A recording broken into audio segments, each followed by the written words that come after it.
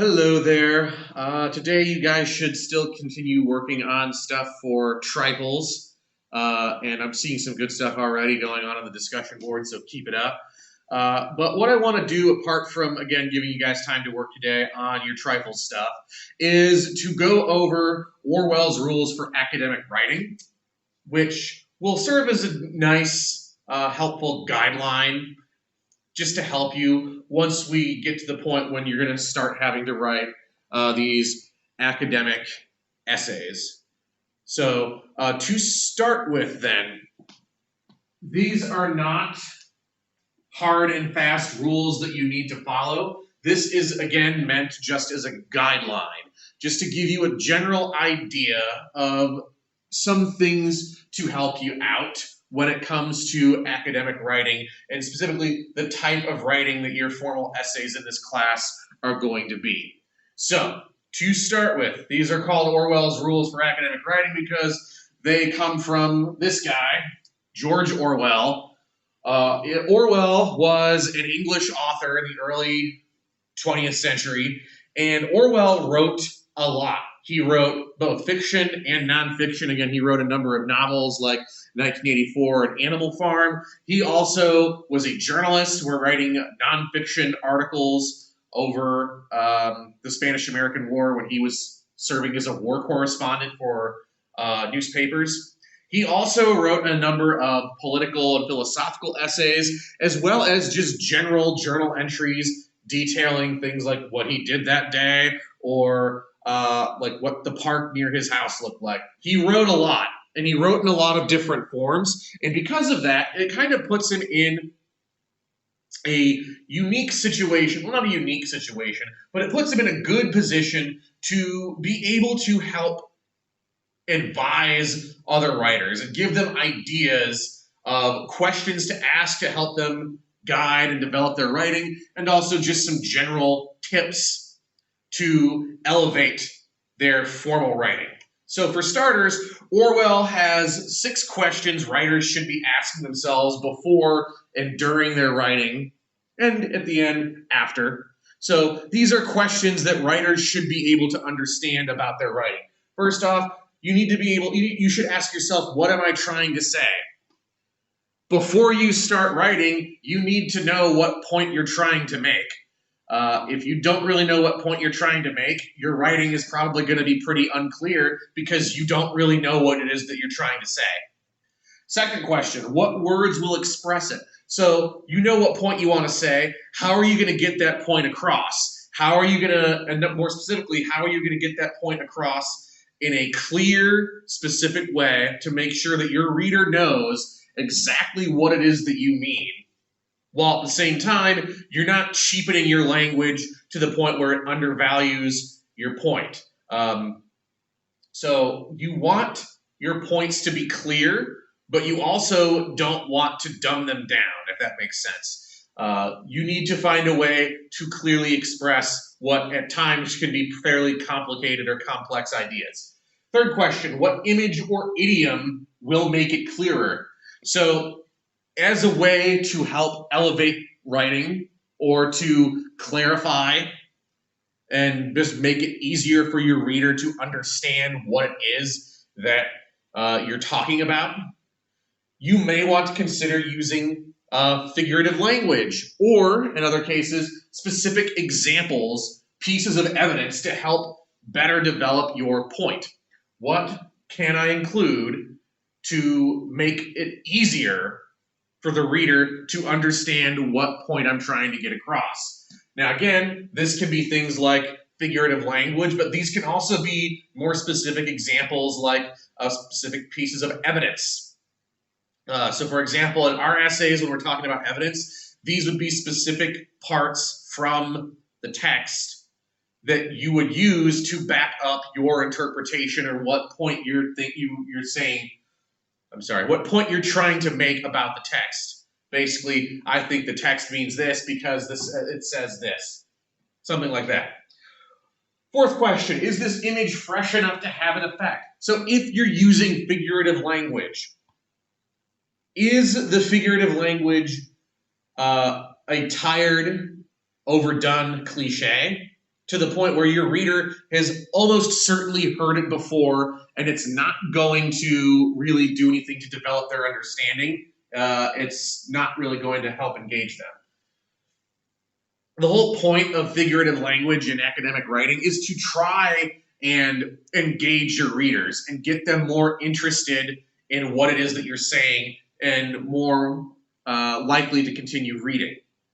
If your image or if the example or the language you're using is just kind of boring, if it's been used so many other times before, then your reader very well may just check out and not really care, which defeats the whole purpose of using it in the first place because it's not grabbing or capturing their attention.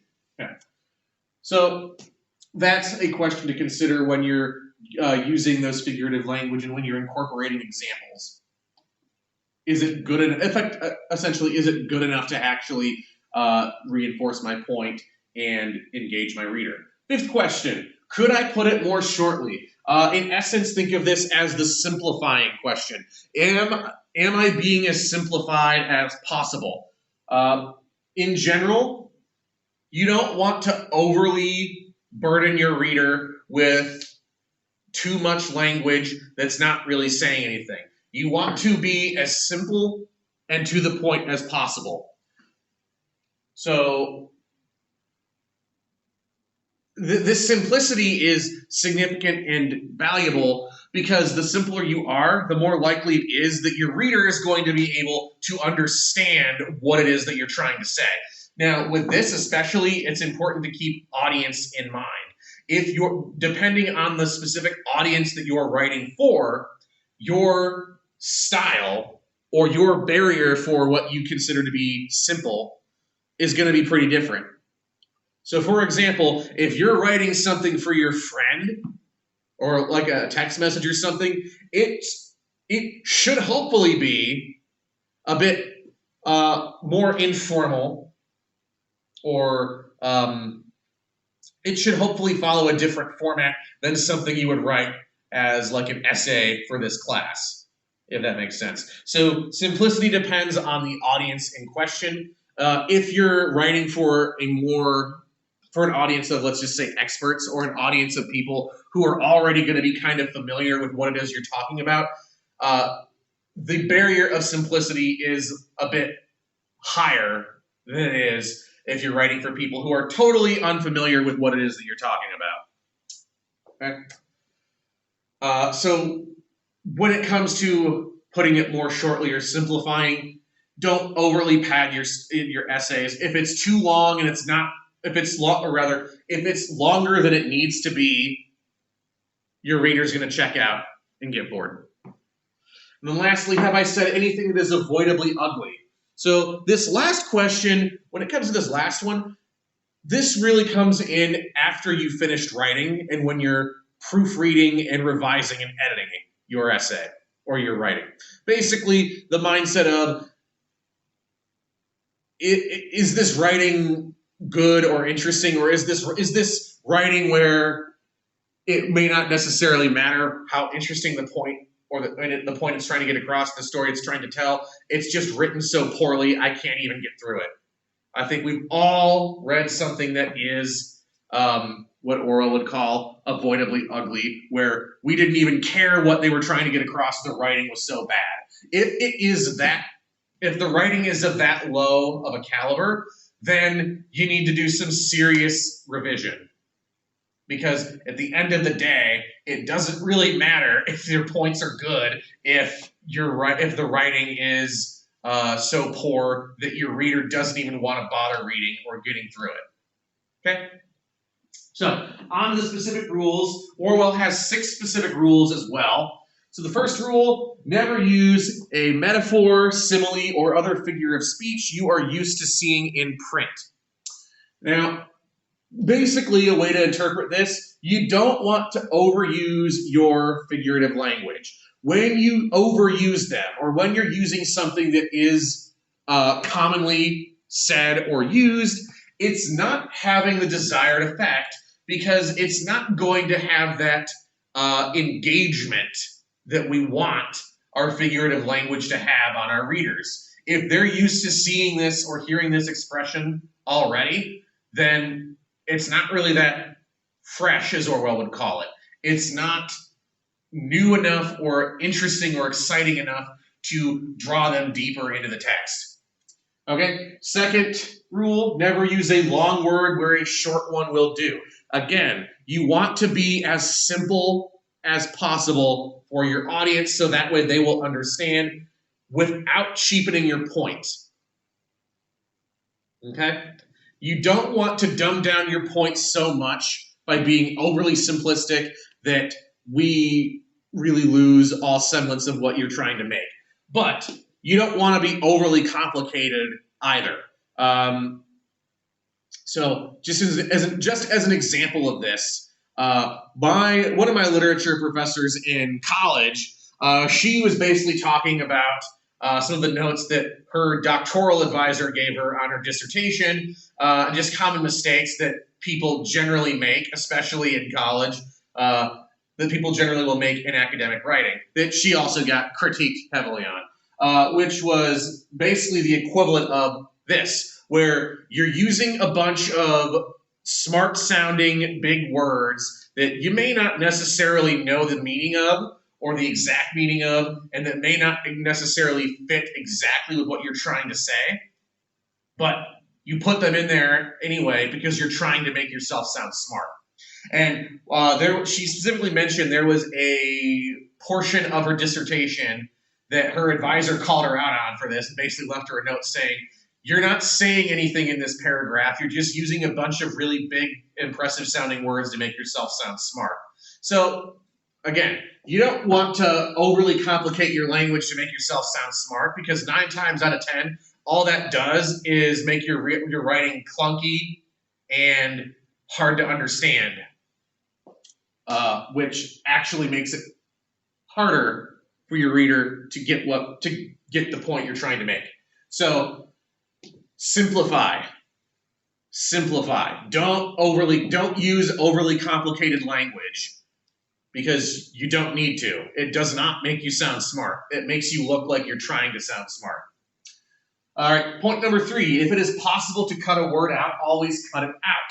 So again, you don't want to have more in your essays or more in your writing than you need. So this is where I'll usually get questions in person about how long do you expect essays to be in this class. And my general answer is always something like, I would rather have 2 to 3 pages of stuff that's really good than 5 to 6 pages of stuff that's just drawn out and essentially just fluff. I would rather have an essay that's shorter but has pure substance than a longer essay that has some substance but also has a lot of just padding that's thrown in there just to make it longer. Again, if it's unnecessary, if it's just there to add length, it's not doing anything to help you make your point. It's just adding unnecessary length and getting your reader making it more likely that your reader will check out because they're going to be bored, and they may even get a little annoyed. And this actually does become a bit of a pet peeve for me if you're trying to make your writing just overly and unnecessarily long. Again, substance is better than length. That's what I will say on that. Okay, rule number 4. This is the really annoying one. Never use the passive where you can use the active. So what this means basically is that when writing, you want to use action verbs, or what we call the active voice, as opposed to using passive verbs or passive voice. So what I mean by passive verbs, these would be words and verbs like is, are, was.